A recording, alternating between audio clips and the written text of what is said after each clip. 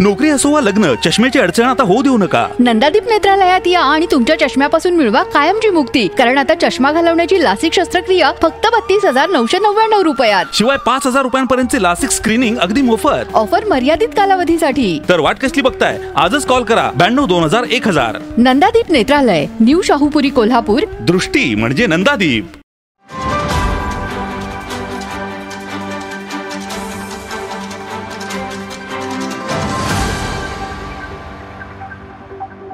खरं म्हणजे ज्या घडामोडी चाललेल्या आहेत या अतिशय सकारात्मक सुरू आहेत. त्यामुळं फारसं त्याच्यावर भाष्य करणं योग्य नाही आहे.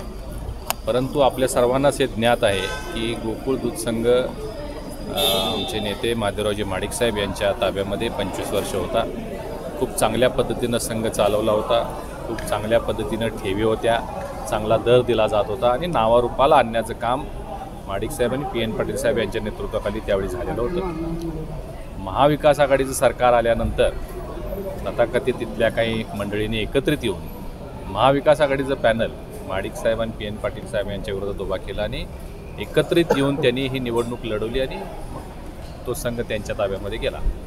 परंतु आता या आत्ताच्या कालावधीमध्ये कसा कारभार चालला आहे हे सगळ्यांना माहिती आहे. आणि त्यामुळे माझ्यासारख्याला एका भारतीय जनता पार्टीच्या कार्यकर्त्याला असं वाटतंय की आता महायुतीचं सरकार राज्यामध्ये आहे, तर महायुतीचाच त्या ठिकाणी अध्यक्ष व्हावा अशी माझी इच्छा आहे. आता ज्या काही घडामोडी होत आहेत, डोंगळे साहेबांनी आपल्याला काय सांगितलं आहे, मुख्यमंत्री महोदय उपमुख्यमंत्री महोदय काय बोललेले आहेत हे आता आपल्या सगळ्यांच्या समोर आहे. बघूया, सकारात्मक विचार ठेवून आपण पुढे चाललेलो आहोत. वेगवेगळं पाहायला मिळायचं, मात्र आता त्या ठिकाणी महायुती आणि कोल्हापूरचं राजकारण हे गटातटाचं यापूर्वी देखील पाहायला मिळालं. मात्र आता गोकुळमध्ये महाविकास आघाडी आणि महायुती अशा पहा, यापूर्वी गटातटाचा म्हणण्यापेक्षा चांगला कारभार करण्याच्या दृष्टिकोनातून माडिक साहेब, PN पाटील साहेब, नरके साहेब यांनी हा संघ नावारूपाला आणला अगदी जागतिक स्तरावर.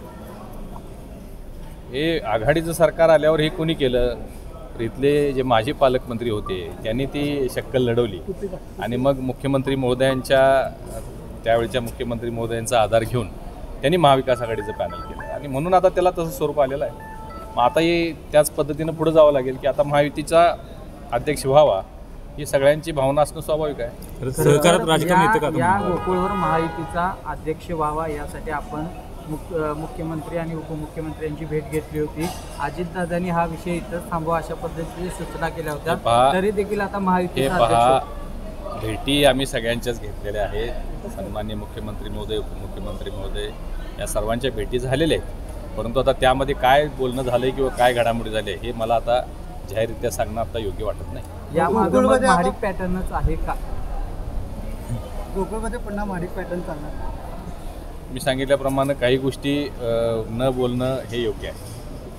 तर गोकुळमधला हा मोठा भूकंप म्हणावा लागेल, कारण स्वतः अरुण डोंगळे अध्यक्ष ही वस्तुस्थिती आहे की आता परिस्थिती जशी सोपी वाटत होती तशी आता राहिलेली नाही. जे पूर्वीचे नेते होते त्यांनी काय आता त्यामध्ये त्यांच्या भूमिका आहेत, परंतु जसं त्यांना वाटत होतं तसं आता चित्र राहिलेलं नाही. कारण स्वतः डोंगळे साहेबांनीच कबूल केले की मी राजीनामा देणार नाही. तर आता पुढं काय होते बघूया.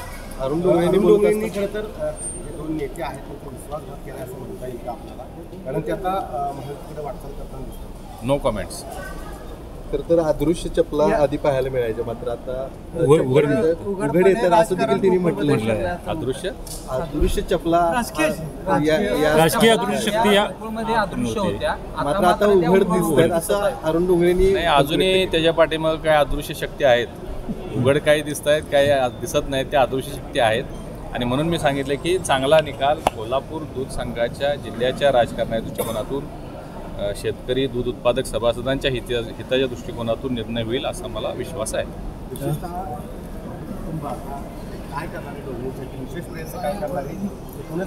आम्ही वेट अँड वॉच करतोय. गोकुळ दूध संघामध्ये आमचा सहभाग आहे. आमच्या शोमिका माडिक संचालिका आहेत. माधवराव माडिक याचं नेतृत्व पूर्वी करता आलेलं, तर आजही करणार आहेत आणि उद्याही करणार आहेत. त्यामुळे आता त्यावर काही कमेंट्स नको.